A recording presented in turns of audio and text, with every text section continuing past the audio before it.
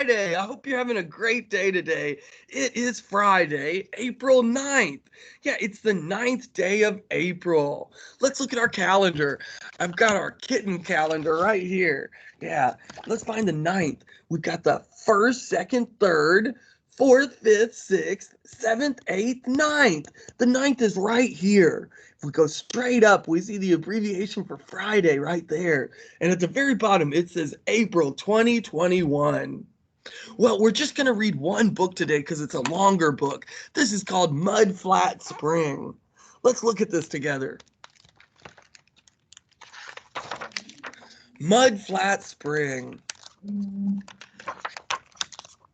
Be very quiet, says Archie. That's Morgan's cave. He's hibernating and we don't want him to wake up. But spring is here, said Lois. That's when bears are supposed to wake up. So there's Morgan right there. I know, says Archie, but when Morgan wakes up, he is always really grumpy. He makes everyone miserable. Just then they heard a growl from inside the cave. Huh? Said Morgan, squinting. Do I hear birds? Is the winter over? He growled again. Morgan's waking up, said Archie. What should we do? Lois and Archie thought for a moment. Then Lois said, I have an idea. So Lois has an idea. She went to the door of the cave. Pardon me, she said. Morgan growled. What do you want? He said. I'm afraid I'm lost, said Lois. Could you tell me which way is south? She says, which way is south? What do you want to know it for? Says Morgan. Well, ducks go south in the winter, said Lois, and winter is coming, and I am a duck. Yeah, so she's got to fly south. Winter is coming, said Morgan. I thought it was almost over. No, said Lois, just starting. South is that way, says Morgan, pointing. He lay down and closed his eyes. I'll just grab a few more months of shut-eye, he said, and went back to sleep. How'd it go, said Archie. Quite well, said Lois. So Morgan the bear is going to sleep for a few more months. Look, children, said Miss Huff, the first crocus. So yeah, the first crocus flower is blooming. Nice flowers, say Myrtle. It means spring is here at last, said Miss Huff. Every day it will grow a little bit more. It's growing a little bit right now, says Martin. It's growing a lot, says Myron. The crocus was coming up out of the ground. There was a shower of dirt and the crocus fell over. So yeah, those are the baby chicks and they're watching the crocus grow. Let's find out what happens. Oops, said Bentley. So something came out of the ground really fast, and it's Bentley. Yeah, he's a mole. It says, oops, said Bentley from under the crocus. Guess I wasn't looking where I was going. You have wrecked the first crocus, Bentley, said Miss Huff. I'll put it back, said Bentley. Well, you can try, said Miss Huff. Bentley planted the crocus again. Good as new, he said. Okay, let's hope so, said Miss Huff, and she led her children away. So yeah, she's leading the baby chicks away. Bentley sat down by the crocus to rest. Parker and Zooty came along. Hey, said Parker, the first crocus. I planted it myself, said Bentley. Oh, he's taking credit for planting it. I planted it myself, said Bentley. You did, said Parker. Good work, said Zooty. They walked down the path. Bentley has been down in the dark much too long, said Parker. He thinks he plants crocus, said Zooty. Well, spring will do Bentley a world of good, said Parker. So yeah, everyone is talking about spring coming and how it's going to happen and how they're going to do through it. Chapter 3, The Dance of Spring. Fergus was zigzagging around, wobbling his head and waving his feelers. What are you doing, Fergus? Said Benjamin. Okay, so Fergus is a snail. I am doing a dance of spring, said Fergus. Spring makes me happy, so I am celebrating. I want to do a dance of spring myself, said Benjamin. Go ahead, said Fergus. Benjamin began to dance, and just then Cheryl stuck her head up out of the ground. What's going on, said Cheryl. So Cheryl's a worm right there, and she's just sticking her head out of the ground. We are celebrating how warm and nice it is, said Benjamin. We are doing a dance of spring, said Fergus. Yeah, all of the animals at Mudflat Spring are ready for spring. Is it hard to do, said Cheryl, the dance? No, said Benjamin. Just make up a dance and do it. Oh, said Cheryl, I'm not sure I can do that. She stood up and waved and twisted. This isn't as hard as I thought, she said. So Cheryl is doing her dance of spring and celebrating the warm weather. Cheryl and Benjamin and Fergus were dancing when Norton showed up. There's Norton right there, Norton the beaver. What's going on, said Norton. The dance of spring, said Cheryl. Can I do it too, said Norton. Of course you can, said Benjamin. Norton took off his cap and began dancing. So look, Norton's dancing too. Then a bunch of others arrived and joined in. Douglas danced. And Serena danced. And March danced. And Ursula and Jose and Peterson. All of the insects are dancing too. Then Albert came by. What's happening, said Albert.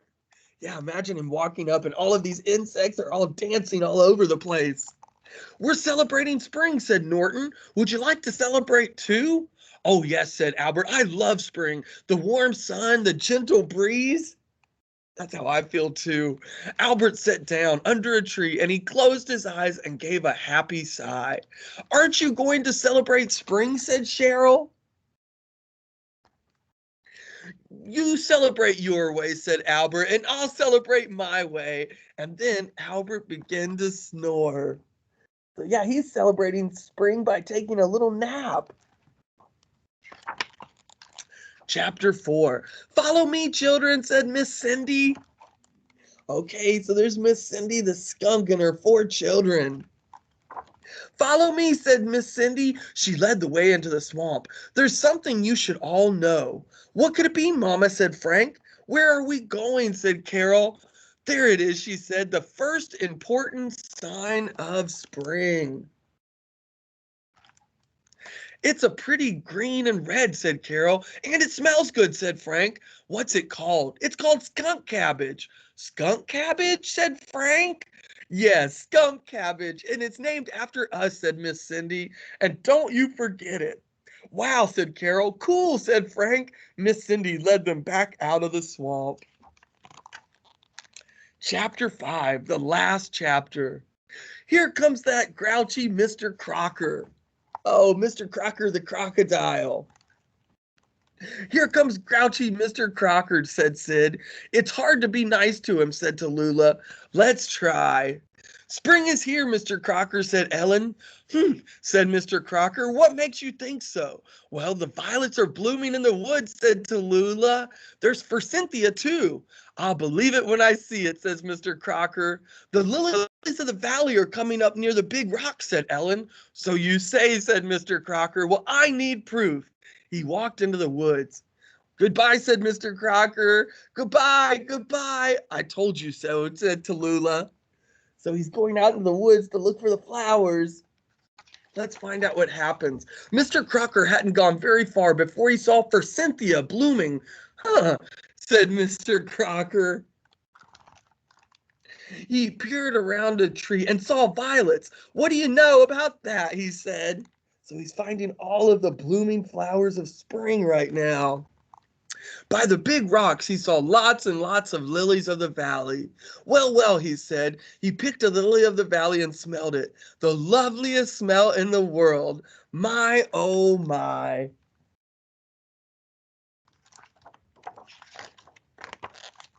Mr. Crocker moved through the woods. Primrose, he said, and hyacinths, and bluebells too. When Mr. Crocker came out of the woods, Ellen and Sid and Tallulah were still there. You were correct, said Mr. Crocker. About spring, said Tallulah. He nodded. It's here, he said, and he went home.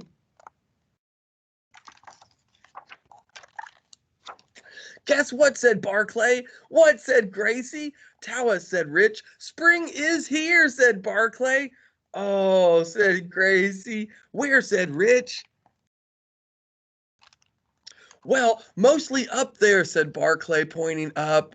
Oh, up where it's dry. Well, we don't get up there that way very much.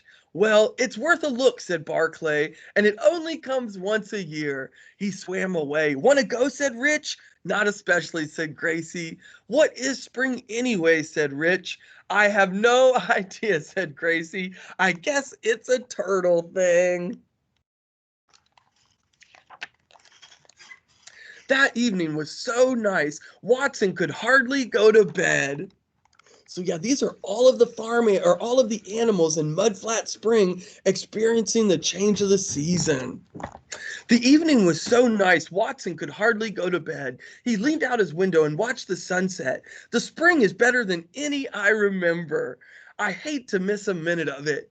The next morning, Watson got a surprise. Mudflat Springs was buried in a snow. What in the world, said Watson. A few flakes drifted past his window. Yeah, spring can be like that, where it's sunny one day and snowy the next. This certainly ruined spring for everyone, said Frampton. Well, not necessarily. You can still have fun in the snow. That afternoon, they all slid down Mudflat Hill. Myra and Daphne made a snow rabbit. Everyone made tunnels in the snow. So everyone in Mudflat Springs had fun playing in the snow.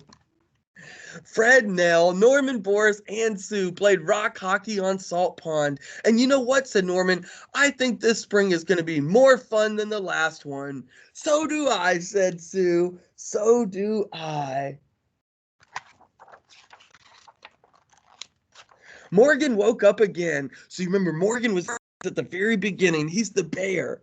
Morgan woke up again. It's got to be spring by now, he said. I bet those kids were playing tricks on me. He got up, lumbered towards the door of his cave, and there was snow everywhere.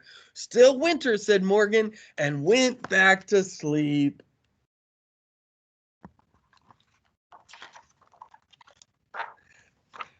The last chapter right here. Well, some weird weather, said Malcolm, just when we were having a lovely spring. On the other hand, said Buford, when this snow melts, we'll have spring all over again. I hadn't thought of that, said Malcolm, but we're very lucky this spring, said Buford. 2 springs. I can't wait for the next one, said Malcolm. Yeah, the end. That was a very good book. That was called Mudflat Springs. And that was how all of the animals experience spring coming, because they all experience it differently. I enjoyed reading that. Well, I'll see you again Monday. Have a great weekend, friends. See you again soon.